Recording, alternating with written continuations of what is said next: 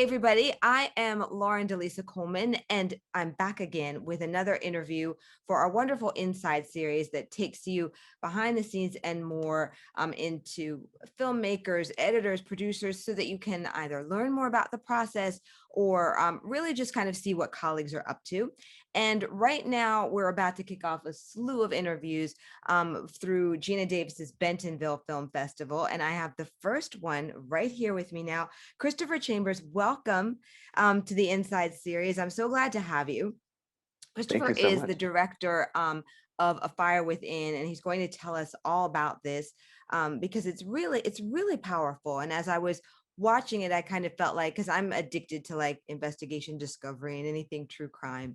And so I kind of felt like it was a kind of beautiful mixture of both that and documentary. So let's start by, giving our viewers a kind of quick synopsis of the film. And then I'd love to know how you came together, with these women.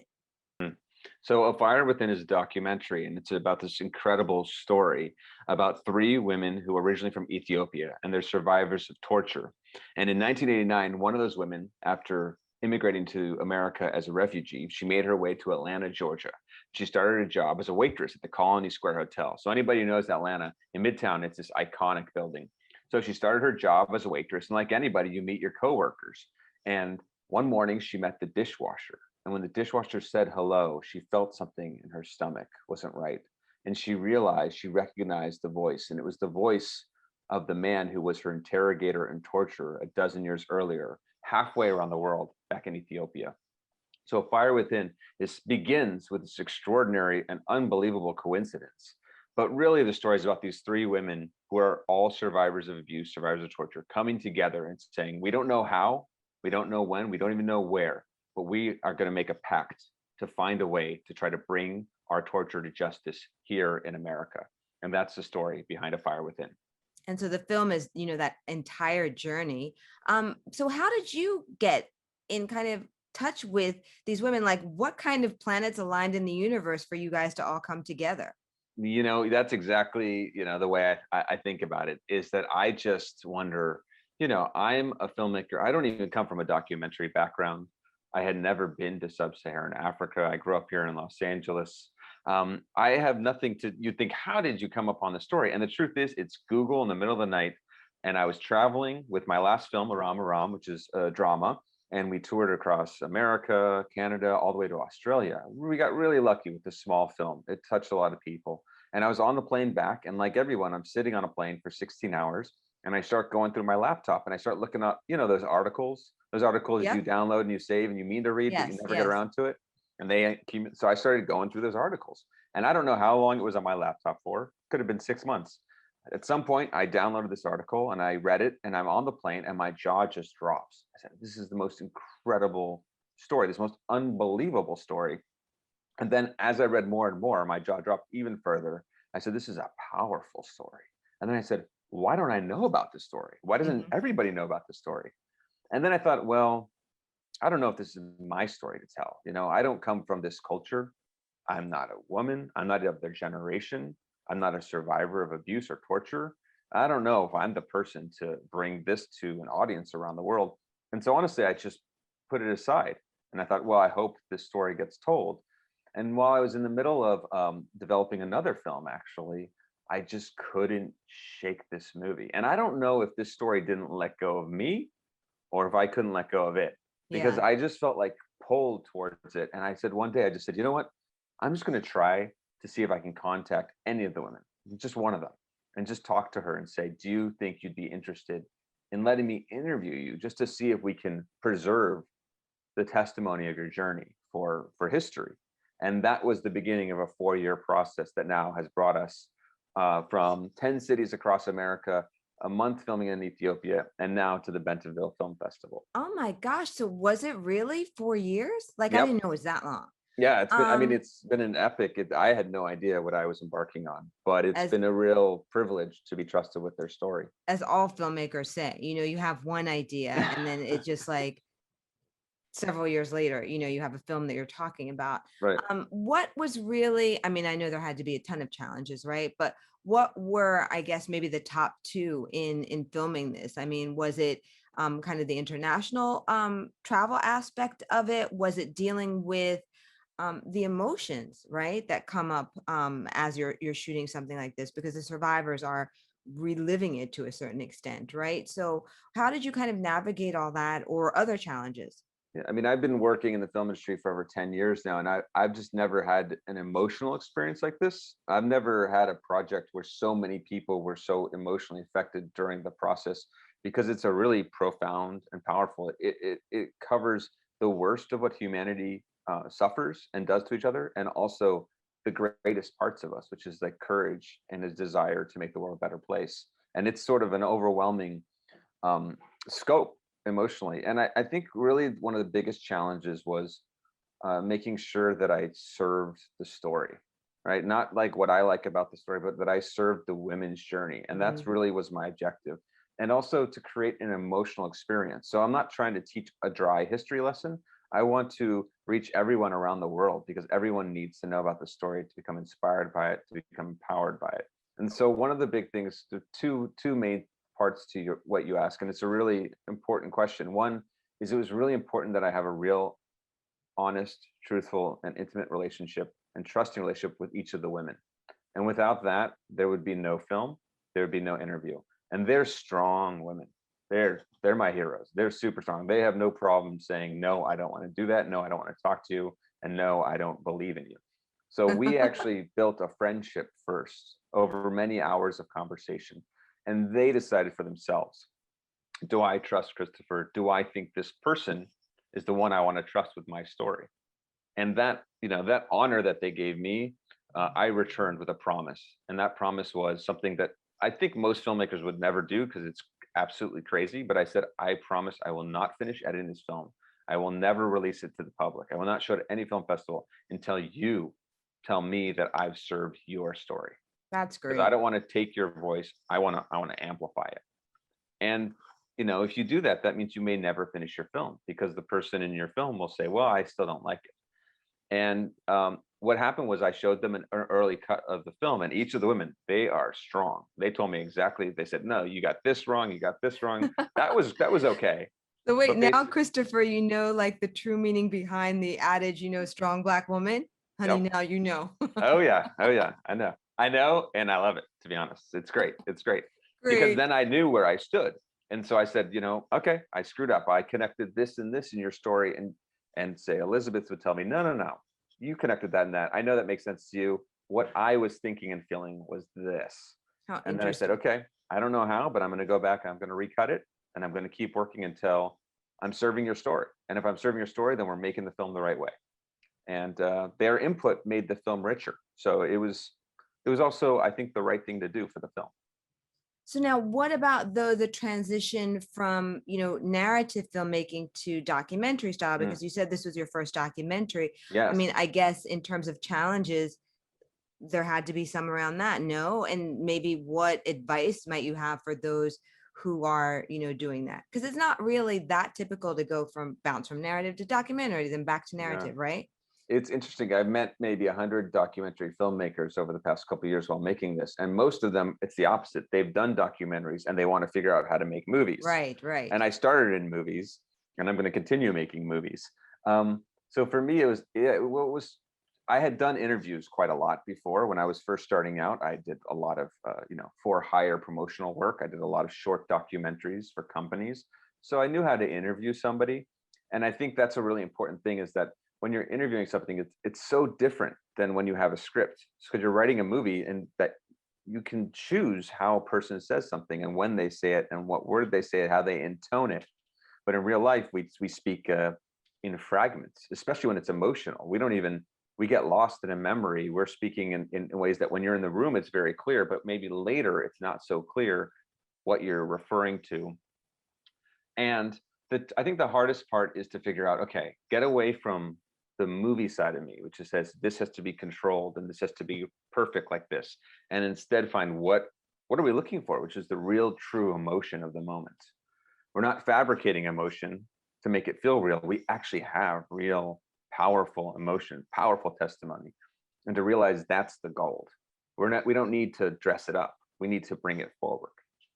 So now in kind of moving to documentary style, did you find that you had to create or kind of rather develop a new crew, or did you use the crew that you typically use, or used at least for your last film there, Aram Aram? Yeah, that's a great question. So I shot half the film. So when we went to Ethiopia, I went alone with my Did you? producer Ermias Wolde Amlak, and we hired 100% Ethiopian local crew, and Was we that cast. hard though? Like to find, I It was mean, how amazing. did you vet? Come on Yeah. now, because that's Uh, like very challenging, well, it right? was more than that. We actually cast all the actors. So every sequence we shot in Ethiopia, which is the arrest, the interrogation, torture, we shot on the actual locations where it originally happened.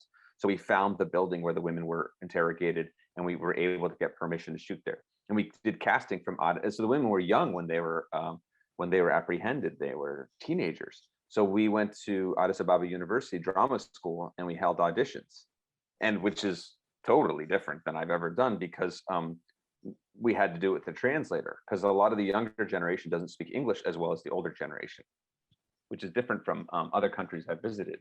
And I'll say this: people think, "Oh, did you bring all your equipment over?" I just brought a camera, just because I didn't Did you know what really? we would need. And in fact, they had tons of equipment, plenty of equipment, more than I could possibly have used. It was interesting because they have a lot of Chinese equipment that we don't have in America. It looks very similar to the equipment we have in America, which we have maybe, I think we have lights that are made in America and Germany here. But everything works great. But the most important thing, the thing that really blew my mind, was every day, you break for lunch, right? And when you're the director, when you break for lunch, you're not relaxing. You're saying, okay, what's going to go wrong after lunch? What problem do we have? What government official changed their mind about permission? Did the power go out in the neighborhood? What truck is not here? What actor Mm. is not here? And instead, on this project, every lunch there was laughter, like I've never heard on anything. And what it was it was the joy of making something, of creating. And And also everyone, different cultures too. I mean, they just have a different approach to life, which I found, being fortunate enough to live overseas. And it's oh more yeah, of, I think we're amazing at like creating things and making it happen. But there's always like this tension or fight yeah, between yeah, us and life. And in yeah, other countries, there's more of a holistic kind of totally I don't balance. know, partnership or something with life. So maybe you felt that there. And Oh hopefully that was yeah, helpful in creating the film. yeah. And it reminded me, don't forget to enjoy the process, because I find it very hard to remember that in the middle of it. Isn't that Um, great? so it was a beautiful experience for me, and I hope we can when soon we can bring the film to Ethiopia and show all of our actors what they were working on, because we all have different cultures and histories. So the way I shot is very different from the way their TV shows or their student films shoot. So I can't wait to show it to them and to see what they think. And I'm very grateful, because without them and without Ermias Waldiamlak, he's Ethiopian, he's a producer, he's a survivor of torture during that era when there was a dictatorship, an era called the Red Terror in Ethiopia. And he was there to guide me, to say, no, Christopher, you think you're doing a recreation of this very delicate scene. Just you got one little thing wrong. And he knew that because he himself had been interrogated and Mm, tortured. that's just amazing. It was a very powerful experience. Yeah, because you have to, I mean, like I said, they're all reliving it, and to live through it once is, certainly enough. And then you as the filmmaker, you're living it through them too. So must have been very challenging, just to deal with the, kind of intensity of it, right? But I guess in addition to that, maybe more on the business side of things, does this film have distribution just yet? Because I mean, you're here at Bentonville, which is great. I mean, I'm sure you're going to be in other festivals or already are. You haven't secured distribution just yet for the film, have you? No, so we just premiered our first film festival at the Atlanta Film Festival, and we won the Audience Award for Best Documentary. Congrats. Yeah, it was really wonderful. We got great reviews. So that was just our start. Endeavor Content has come on board, and they're representing our film as sales agents. Leah Kabidi, the international supermodel, Ethiopian-born supermodel, is our executive producer. So we're slowly spreading word of mouth, and then getting ready to go out to buyers. So we'll see what happens. But Is a it lot of people have challenging to already. be both, obviously the creative force behind the film and then also be, the business force behind it as well. How do you kind of balance that? That's a really, really profound question. So on my last film as well, I was the main producer and the director. And I did that for simplicity's sake. Just, yeah, I don't have to hire myself, and I know I'm not going to give up. And you're right, they're totally different things. And this is something I've tried. So I navigated the distribution of Aram Aram. So we toured theatrically in 3 countries, 2 continents. We sold the film to Netflix. It was a profitable film, but it's a small indie film. And decide when you're dealing with distributors, exhibitors, theaters. In our case, we booked into theaters. We didn't four wall. We actually booked like a regular film. So we split 50-50 with each theater that we and we also worked hard to sell out our screenings. And it's a completely different thing. It's all business at that phase. I mean, people talk about they love this, they love that, and distributors, but it's really like business. Like, do you have an audience? Are you building an audience? Are you hustling an audience? Are you connecting one? Can you get the word out about your film? And these are all, I'd have to say, a lot less fun part of the process than creating, which most filmmakers and writers, they just prefer the part where you're in your imagination and you're Right. creating. It's a But if you very do different find phase. yourself in that position like you are, what advice might you have for filmmakers who might be watching who, like you said, are in that stage, but it's not fun, right? It's like having to eat your vegetables when you really would prefer to get to the dessert. It's business, exactly. It's business. So what you have to do is you have to help a business person understand why it's in their best interests to take up space, real estate, either in their movie theater or on their streaming service for your film. So you can't say, oh, it's a labor of love. You can't say it's a really important story, because these are too abstract. You have to say, we've got thousands of people who've gone and seen the film. We've been interviewed by this publication. We got a write up here, or I was on Good Day LA on Fox Morning News. Like, so that's all of a sudden we show like, oh, look, there's people, I can prove to you that there's interest in this story. And if you just give us that, real estate, give us that little bit either on your streaming service or in your theater, then we will fill that up and you will make money. And that's why it's so different from, the filmmaking side, which is I don't care about that. I care about serving the story and telling it right, and making a beautiful film that has depth. But that's a different part. The distribution side is just a totally different. And the conversations are not about the art. It's about the Right. business. Right. Well, anything else you want to share, Christopher, about, kind of either this film or the journey itself, or any other suggestions you might have for other filmmakers?